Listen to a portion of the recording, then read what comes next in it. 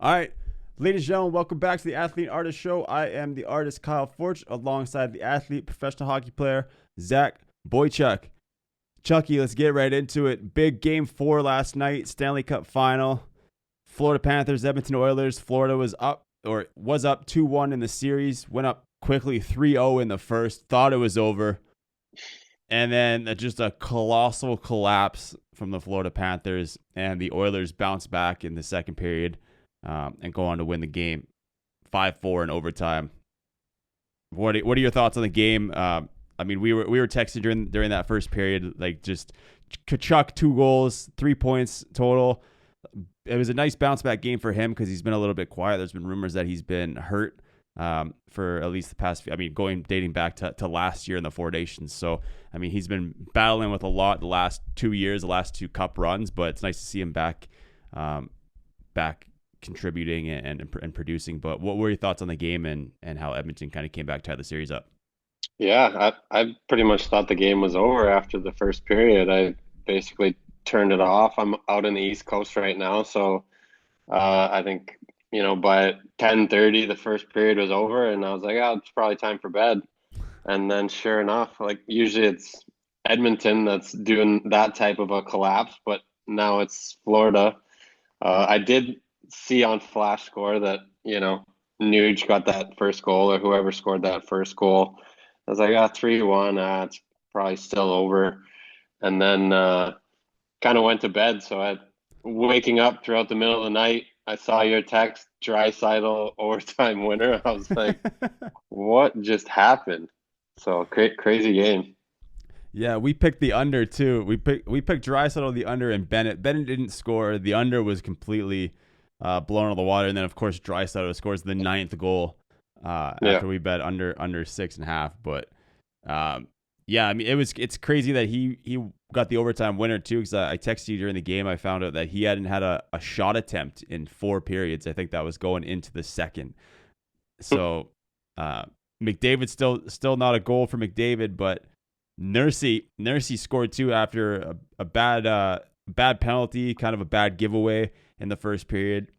Just a wicked shot from Nursey to put Yeah. Edmonton on the board. I think that was their second goal, second or third goal, but that would have been one to put money on too, because we had mentioned that on the stream about making a little side bet that Nurse scores after that penalty, and sure as shit he fucking did it.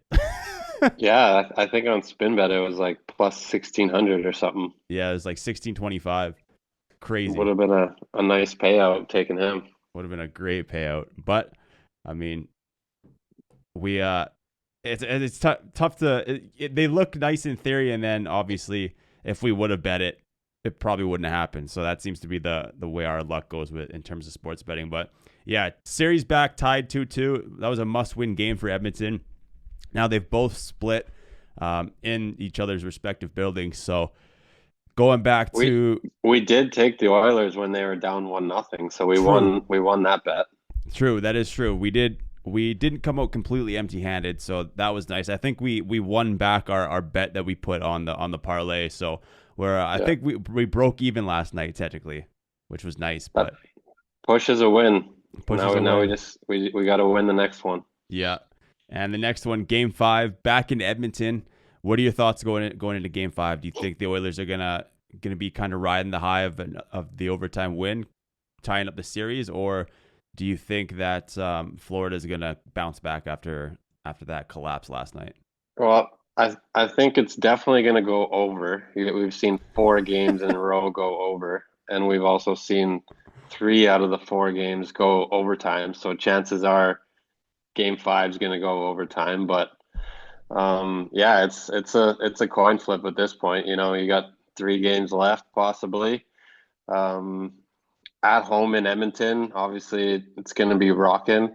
I think McDavid's starting to really show. You could see some of the rushes that he had, and still the plays that he's always making.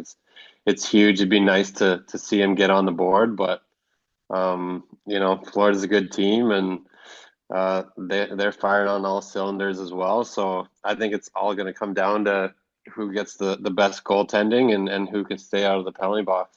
Yeah, and Pickard came in after the first period for Edmonton, Yeah. and basically he pitched a shutout until just over a minute left when Florida tied it up. So I mean his save percentage I'm looking at it right now was 9.57, had 23 goals or 23 shots against, 1 goal. So I mean he definitely came in, saved the day for Edmonton. I think if it wasn't for him, the Panthers could have been up 6-0 or at 6-3 or whatever going into that third period. Yeah, he's looked good, and I think that puts his record to what, 7-0 maybe in the playoffs.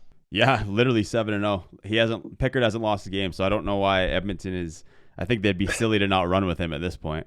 Yeah, I mean Skinner's definitely been a lot better at home, and in the last 3 games, whatever, game fives, game sixes, and game sevens, it's usually the beginning of the series and the road games that he struggles. So I think either way, Edmonton's okay. It doesn't matter who they start, but I could definitely see them starting Picard.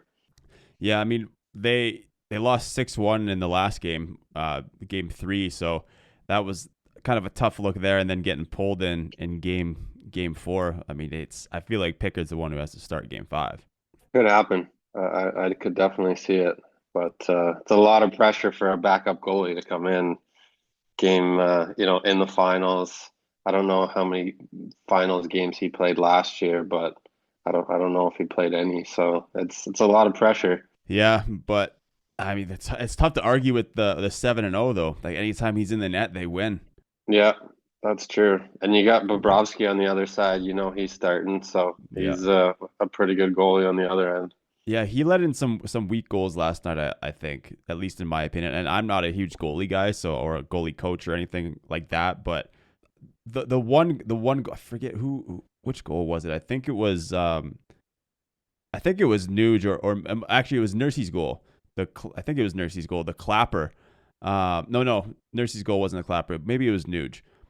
But when he kind of slid over, Wallman had a slap shot goal. Wallman. So maybe it was Wallman's to go up 4-3, and then you could see whoever scored it. You could see the shot coming like 5 minutes in advance. Like that's how he was dangling his stick in the ceiling and the rafters. Bob could clearly see it. I don't know how you don't make that save. There was nobody in front of him. It was a clear look at the puck, at the shot. It kind of just went over his glove side, but yeah, it was I think you needed to save that one. And then the one in overtime, he kind of opened up his 5-hole. I know it was a lucky bounce. Draisaitl even admitted himself, a lucky bounce off the D-man, but opening up that 5-hole to slide across. I mean, you could tell he was going to shoot. I don't know why he was trying to slide across, and then goes right through the 5-hole, and Draisaitl gets the game winner. He had one hand on his stick too. It looked like he was trying to pass it over. I thought he was just trying to shovel it to the net. Maybe he was trying to pass it. Either way, it went off a skate or a D-man, went through the 5-hole. Edmonton wins. But I mean, if you're the Oilers, I mean, if you're either team in the Stanley Cup Final, you'll take that goal all day. Oh yeah, and Draisaitl gets on the board. Obviously, he's the overtime specialist. So yeah, so that could spark him now going into the next game after 4 periods of no shot attempts. He gets the game winner, and even if it's a lucky bounce, sometimes it's all you need to get buzzing again. So. Yeah, for sure. They really changed up the lines too. You could see, Skinner drew in, and I think Connor Brown was on the first line. So yeah, mixing it up. Decided to change it up. Yeah, so the rest of the series will be great. I called it from the beginning, game 7 games, even though I would love to see Florida just dismantle Edmonton in 4. But that's obviously not happening at this point. So I think it's game 7, but that means Florida will have to win in Edmonton. We kind of mentioned on the stream last night, but Florida will have to win game 7 in Edmonton this year if they do go to 7. So it's shaping up to be an exciting finish to the Stanley Cup Final again. Yeah, and Portnoy's bet stays alive. If Edmonton can win 2 more in a row, they win in 6. So see if that happens. Do you think they can do it? I think so. I mean, you look at them last year; they were down 3-0. They won 3 games in a row. So yeah, see if they do it again this year. I have a feeling Florida's gonna win it back in Edmonton, bounce back after last night. But yeah, next game is big. You don't want to lose the next one. No, don't want to lose the next one. And then that sends them, if they win in Edmonton, that sends them home to with a chance to clinch it, which would be nice. I think they might need 2 chances to put Edmonton away. So I think they might need the next game to go up 3, and then they have the home opportunity, and then obviously, like we just said, in Edmonton. But if Edmonton wins the next game, there's a very good possibility that Edmonton wins the cup. Yeah, I can see it. I think if it goes game 7, we have to take the under. All the other games we got to take overs. I mean, we took the under last night, so I mean it's tough to say. But I mean, the game 7 last year was what, 2-1 or 3-2? Is Yeah, I think it ended up 3-1, maybe 2-1. so the under there. So who? Yeah, it's who knows? But it's gonna be an exciting finish, and I just want to see Florida win it. You want Kachuk to get another cup, eh? I want Chucky to get another cup. Yeah, so we'll see what happens there. A lot of awards, Chucky, have been handed out already, and I don't know your opinion on this. I think it's kind of silly to be giving out awards in the middle of the Stanley Cup Final. Like, I liked it much better when they would announce the awards at the actual award show. Then, I mean, it is kind of cool them surprising guys. It makes for good social media content. Like they surprised Makar on the golf course, and I think Hellbuck while he was fishing. But I just think it's a kind of a weird time to do it. Like middle of the Stanley Cup Final, why are you giving out awards for regular season awards? Just wait till the award show. But I don't know what your thoughts are on that. Yeah, well, they're not doing a draft this year, like at a location. So normally they have everybody in one location. They do the draft and the awards kind of in the same weekend. So I guess they decided to switch it up. It's like a virtual draft, and are they officially doing that?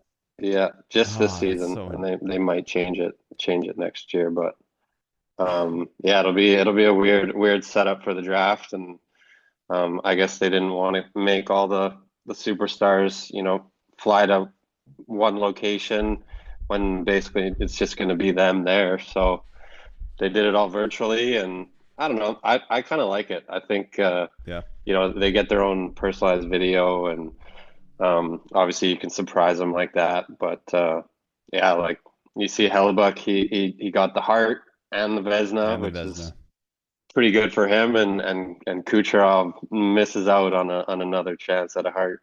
Yeah, insane. 121 points, I think it was, Kucherov finished the season with, and then Hellbuck, the first goalie since Carey Price to win the Hart Trophy as a goaltender, only the 4th goalie in history. The last goalie to even be a finalist was Shesterkin. I think it was 21-22. We kind of mentioned on the pod last night, but yeah, I mean, obviously Hellbuck deserves it. He really kept Winnipeg in it all year and was a massive reason for their push and how far they did go and how much success they had being first in the league. But yeah, it's tough for Kucherov kind of getting snubbed again. Yeah, I think all the players voted for Kuch to win the MVP. So it's just the media members that felt like Hellebuck deserved it. Yeah, it's odd that the media gets to make votes for the awards, but yeah, like you said, Hart Trophy and the Vezina go to Hellbuck. Makar wins the Norris again. Obviously, well deserved. Probably best defenseman in the league. Maybe one of the best defensemen in the history of hockey. Yeah, it was between him and what was the guy from Columbus, right? Werenski, I think he was second place voting. And then Hudson wins the Calder. Now, this is an interesting one, too. So, Hudson wins the Calder. Dustin Wolf was second in Calder voting, and then Celebrini, which I thought was extremely surprising. I mean, obviously, Hudson deserves it. What he's done in his first year, insanity, especially as a D-man, 66 points, 60 assists. I think he tied the record for rookie assists for a defenseman.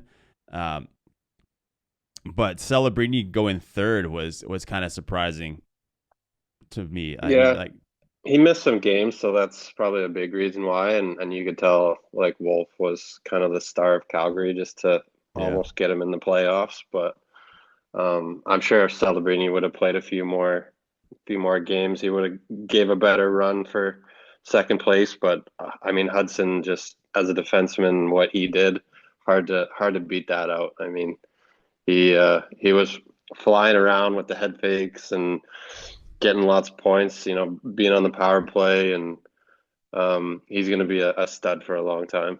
Yeah, that's a star that Montreal has right there. Montreal's got a lot of good young talent coming up. Obviously, Caulfield has been lighting it up for the last couple of years, and now with Hudson on the back end, the kids can skate like no other. Like watching that guy skate is unbelievable. He can obviously dish the puck. 60 assists, like 60 assists is crazy. Yeah. See if he can work on his defensive game a little bit. That's where Yeah, Makar really has both sides of the game, but yeah. both really good defensemen, obviously. This episode of the Athlete and Artist Show was proudly brought to you by SpinBet.com, Canada's #1 online casino and sportsbook. It's NHL playoff season, and if you're not betting with SpinBet, then what are you even doing? Whether you're backing the top-ranked Winnipeg Jets, riding the underdogs, or just here for the overtime chaos, SpinBet.com has the best odds, the hottest promos, and the smoothest platform in the game. And right now, SpinBet is handing out one of its biggest offers yet, a 200% first deposit match up to $2,000 plus 100 free spins exclusively for Athlete Artist Show listeners. Go to spinbet.com and use the promo code AthleteArtistShow. All one word. This one's for Canadian players only and for the first deposit only, so don't miss out. Head over to spinbet.com, smash that sign up button, claim your bonus, and get in on the action. SpinBet, where the real ones play and the smart ones win. Kopitar wins Lady Bing. I mean, I don't know what your thoughts are on the Lady Bing. Kind of just a this is for gentlemanly conduct throughout the season. So the sportsmanship award. I don't know how many guys really care about that trophy, but I mean, an award's award. Kopitar deserves it, I think. That's true. Yeah, older guy. Nice to see older guys getting awards still. And yeah, I guess if you don't take penalties and you're a good guy on and off the ice, you got a chance at winning the Lady Bing. All rookie team: Celebrini, Cutter Gauthier, and Michkov on forward, and then on D, Lane Hudson, Denton, Matejchuk. Is that the D man you were talking about from Columbus? Yeah. He's Werenski was the guy that was challenging Makar, but okay, so it wasn't yeah, and then Matejchuk, and then obviously Wolfie as the goalie. So good group of rookies there. First team All Star: Kyle Connor, Nathan McKinnon, Kucherov, Makar, Werenski, Hellbuck. And then second team All-Star, Brandon Hagel, Draisaitl, Pasternak, Victor Hedman, Quinn Hughes, and Vasilevsky. Oh, those are some good players. Hagel had a great year. Good to see him on there. Yeah. Hagel had a really good year. He's been doing really well in Tampa. I mean, Draisaitl, obviously. Hedman, always good. Hughes is unbelievable. I think Hughes got injured for Vancouver kind of at the end there going into the playoffs, didn't he? Yeah, he probably would have got more Norris Trophy votes if he was healthy. Barkov won the Selke and King Clancy. Ovechkin got the Mark Messier NHL Leadership Award. Yeah, that's a good one, probably. Kucherov won the Ted Lindsay. Bill Masterton was Sean Monahan, which makes sense. I did see that. Monty wins the Masterton after going through everything that he went through going into this year, obviously losing Johnny. I think that one's well deserved for him for sure. Yeah, that video was pretty good with Gaudreau's wife, Meredith, I think. Yeah, that was a super nice video. Obviously, Monahan got emotional receiving that from Meredith, but Jack Adams Award winner, Spencer Carberry, Washington Capitals. What are your thoughts on that? I saw kind of mixed reactions on that one. I think that was deserved. I think nobody really thought Washington was going to make the playoffs, and the year that they had and finish in first place in the East, and Ovechkin obviously breaking the record. So yeah, I felt like it almost have to give it to the GM as well because of all the moves that he made. But agreed. pretty good year for Washington. We got some draft rumors coming up. I mean, let's start with this. We mentioned Marner a few times on the last couple weeks.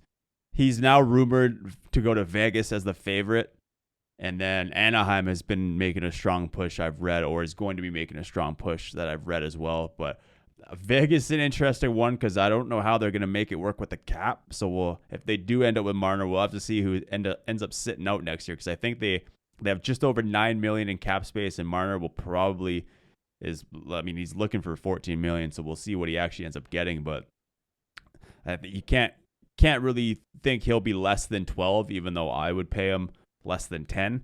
But a lot of these other teams like Vegas will give him a healthy paycheck. But don't know how they're going to make that work unless they're getting rid of someone to make room for him. What are your thoughts there? What do you think Marner ends up going with now more rumors starting to come out? Well, yeah, and Anaheim just picked up Chris Kreider, so that takes a little bit of cap space away from Anaheim. But what great trade for them. What's that? Great trade for them. Yeah, they've done well picking up all the ex-Rangers. I think they got Strome and Trouba and all these guys now. So Kreider now, but I think it'd be tough for Marner to go to Vegas. Yeah, like you said, they don't really have the cap space, and he's going to be getting more than 9. So I'd love to see it like Carolina get him, or Utah, or one of these lower end teams that really need a superstar. But we'll see. It'll be an interesting couple weeks with the draft and the trades that'll be coming up and free agency. Do you think he'll want to go to a team like Utah though? That's not quite a contender yet. I don't know. Like if he wants to stay out of the spotlight and not look at social media, like those are the teams he'd be wanting to go to. But true. If you want to go to the big markets like, New York, LA, any Canadian city, you better be playing well in the playoffs. True. Yeah, that's the big thing is getting them to produce in the playoffs. Obviously, great regular season guy. I mean, Sean Avery calls him regular season Marner for a reason. Yeah. But it'll be interesting to see where he goes because I know he really wants to win. He doesn't act like it, but he says he really wants to win. He doesn't play like he wants to in the playoffs, but yeah, Vegas would be a weird one to see how he fits in there. But yeah, Utah, I think he would play well with guys like Cooley, those young, quick guys. He can skate, he can dish the puck. Those guys can skate, can score. So yeah, we'll see where Marner ends up. Draft rankings. I mean, I've heard that there's a possibility that the New York Islanders will move their first overall pick because they're getting pressure to draft James Hagens, the hometown boy. I would hope they don't do that, but you don't like Hagens? You got to take Schaefer. He's an absolute stud. Yeah. And you're going to pick a small, skilled forward instead of, a franchise defenseman, but we'll see. Yeah. I mean, I would agree with that. I wouldn't trade down. I would you have the first overall pick, make the first overall pick. After that, I mean, obviously Schaefer, I think, is going to go first. It's 2 to 4 that is up for question, I think. Obviously, Hagens has been kind of up and down. You've seen him go down to as low as 5th in some rankings. I think I saw a mock draft where they picked him 6th, which I think these guys are just out of their mind. I think people are underestimating how good he actually is. But Michael Misa is another top 3 pick, I think. And then Martone, like you were talking about, you played with him at World Championships. He said he's an absolute beast. He's massive. And then, yeah, Hagens is kind of not downfall, but the only con against Hagens is his size, depending on who you are. If you're the Blackhawks, maybe they don't want Hagens. They'll probably want a Misa or a Martone. What are your thoughts there, kind of going down for San Jose and for Chicago in those 2 and 3 picks? Yeah, I think everybody's looking at the playoffs right now, and you need big, strong players to compete. So some of the smaller guys might slide a little bit, and some of the bigger guys might come out of nowhere. But you still got to draft on skill and and overall, ability. But if you want like a Bennett, or you want guys like that, or do you want Marner? Like that's kind Yeah. of the comparisons between a Martone and a Haggins, or a Misa and a Haggins. So depends what you want. I think San Jose probably needs a little bit of size and a little bit of grit, because they already got a few younger, smaller guys. But yeah, Chicago could also use a little bit more skill and somebody to play with Bedard. So could go either way there. So do you think San Jose would take Martone or Misa, or even Martone? You say they want grit. I mean, he's got 74 penalty minutes, still 37 goals, 98 points in the O.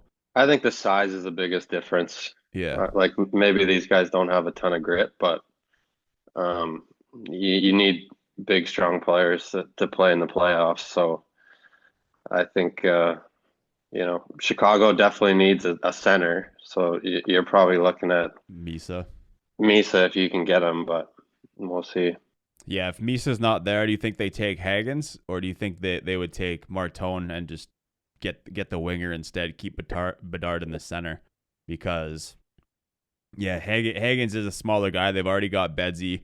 They've got a couple of the smaller guys. So like, I agree with you when they're saying Chicago probably wants some size, even though I do really like Haggins. I think he's an extremely skilled player. I think he's going to have a lot of success. But yeah, you need someone to play with Bedard. He's got to have some size, especially if you want to try moving Bedard to the wing. You need a good sized centerman to take that spot. Yeah, I mean Martone's a righty and Bedard's a righty, so maybe it's not like the best fit. Maybe Haggins would be a better fit, but Yeah. um, tough to say what the GM's thinking. I know they're not going to pick a D man because they picked a D man last year, and Yeah. you need to get that high end talent up front to really have a chance, especially if you want somebody to play with Bedsy. Yeah, I've heard that Chicago could be trading up to get the number one spot, which, They want a Schaefer. well, I was talking to my buddy he's a big Hawks guy, and I was like, would you take Schaefer? And he said the exact same thing that you just said. He's like, well, even though he is quote unquote the guy this year, it's like they have so many young D men, and they have the Belarusian D man that they drafted last year. So I think they need some more. They need someone to play with Bedard. So it'd be kind of silly to draft a D man that high. Yeah, unless you really like Schaefer that much, and Yeah, you just build around Bedard and Schaefer, and see if you can make some big trades or make some big signings. Like maybe they get Marner. Who knows? I hope not. I hope Marner does not go to Chicago. That would be tough. But Out of the free agents, who do you want Chicago to pick up? Like probably not Tavares. Like he's kind of getting up there in age, and um, Bennett obviously would be a good addition, but is he great to be playing with Bedard? I don't know. yeah, do you think Bennett stays in Chicago? Or sorry, Bennett stays in Florida? I don't know. It's tough to say. It depends if he wants to get paid or not. True. He hasn't really had a big payday, so Yeah, but he's winning. Like, it's good to be in a winning spot. Getting to play yeah. with Barkov, and a chance to win a cup every year. And but seems like he doesn't matter who he's playing with now. He's just scoring every game. Yeah, that's true. Except for the last game when we bet on him, but Yeah, of course. Marchand also a free agent. Could maybe see him go to Chicago and at a lower salary potentially. Mhm. I don't know how much that would help out Bedard, even though I think Marchand is still very skilled. But looking at the unrestricted free agents, obviously Marner up there, and then Duchesne and Tavares. No, I wouldn't take them. Granlund maybe. I I mean, heard Dallas is Kaner. trying to re-sign Granlund and maybe trade Robertson. I did see that they could be potentially trading Robertson, which is interesting. Uh, Patrick Kane. Could we see Kaner go back to Chicago, play with Bedsy? That would be pretty cool. Taves said he's coming back too, so I mean maybe reunite the boys. Bring them both back. Yeah, Bring them both back. Teach Bedard how to lead that team. exactly. That'd be pretty cool. I don't think it'll happen, obviously, but it would be pretty sweet if it did happen, just for the story. Yeah, Getting them one maybe of one them. of them, Yeah, not two of them, but yeah. Who do you think would be a bigger possibility to go back, Taves or Kane? I don't know. I think probably Kane, just because he's still, you know, pretty good player, and he's probably a good enough leader to be around the guys. I feel like taking Taves as a wild card that hasn't played in a while, and Yeah, Chicago is still like a rebuilding team. I think it's too big of a risk to bring back Taves, but could be some offer sheets potentially too. Some restricted free agents: Paterka, Bouchard, Marco Matthew Rossi, Nyes. Matthew Nyes, Mason McTavish in Anaheim. I mean, I would assume that they're gonna re-sign him. I think everyone pretty much thinks of him as the future captain of the Ducks. Um, yeah, it'll be an interesting offseason. When is the draft, Friday, June 27th. So 2 weeks So from now. 27th and 28th, yeah, in Los Angeles. And then free agency is July 1st again. Yeah. So there'll be some trades. There'll be some moves in the next couple weeks. A lot else going on in the world besides sports too right now, and something that I've been looking at a lot lately is Kalshi, this live prediction market. I guess it's the North America or America's only regulated prediction market, and you can really look at anything. I mean, if you're a sports person and you're in a state that does not have legal sports betting, you can go on Kalshi. It's kind of a good little workaround, to be honest with you. If you're betting on the NBA Finals or the NHL Finals, baseball just started up, you go take a look at Kalshi. Chucky, I know you've been looking at Kalshi a little bit too. There's a lot of crypto stuff on there. What are your thoughts on the site? Have you been playing around on there at all? Yeah, well, Israel bombing Iran last night didn't really help my crypto future bet on Kalshi. So need that to stop happening. If the wars could stop, Bitcoin could go, and I could win my Bitcoin Kalshi bet. But yeah, it's a good site to play around with little things like that. That was a wild fact to just toss in there. That's the state of the world. You still got Russia doing their thing, and Israel's doing their thing now too. Fair. Yeah, I mean, the Kalshi's got some bets for crypto, like you said. Like how low will Bitcoin get this year? How high will Bitcoin get this year? The high, the 150,000 or above right now. 30% of people are betting on that, but 100. I think it's more likely that it could potentially hit 125. I don't think it's the lows. They've got 70K and 60K. I don't think it'll get quite that low. I think we're past that now. But yeah, a lot of stuff you can look at from politics to sports to crypto on finance and tech on Kalshi. So I'm still taking Oilers on Kalshi, still and taking it. maybe Indianapolis as well in the NBA. You mean Indiana? Yeah. Yeah, I haven't been watching the NBA Finals or the NBA playoffs since the Lakers got eliminated. I just think it's not a big basketball guy, but Are you unless watching my Lakers win. tennis or anything like that? Not watching any tennis. No, is there a big event going on right now? There was last week, and then we got the U.S. Open this week in golf. So some other things to keep an eye on over the summer. Yeah, Chucky, we're going into game 5 tomorrow. Anything else you want to cover in terms of sports? Anything else going on? No, I think I just can't wait for Saturday night. Game 5. Go Florida. Go Cats. Go Oilers. My dad said he's going. Is he? Yeah, tickets are like $1,300 or something. Jeez, good thing you just signed a new contract. Here you go, Dad. Good Father's Day present, I guess. Yeah, that's probably why you mentioned it. Hey. Yeah. Say, hey, Zach, I would just want to let you know I really want to go to the Oilers game. It's been Father's Day's coming up. Yeah, but they're not even handing out the cup that night, so $1,300 just to watch a game. I don't know. It's tough.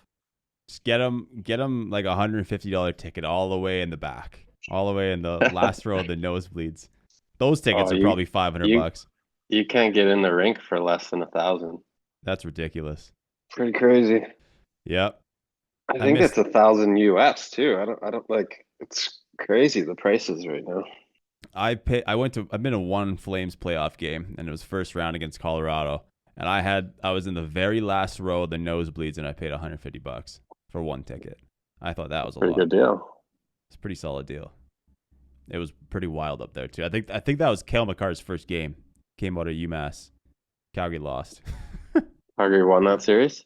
No, Or no, they lost. Colorado won. Yeah, I think Calgary won the first game, and then Colorado won from there on out. Did they win the cup that year? Colorado? Yeah, I don't think they won the cup that year. I think they won it the following year. All right, Game 5 tomorrow. This should be out. Either tonight's Friday. It should be out either tonight or Saturday morning. So it'll be out before Game 5. Possibly streaming during Game 5 because it may be one of the last game. Or I guess since Edmonton won, we have a couple games left to stream too. But we might hop back on a stream just because it's the last couple games here. But Game 5, we will see you guys next time. Peace.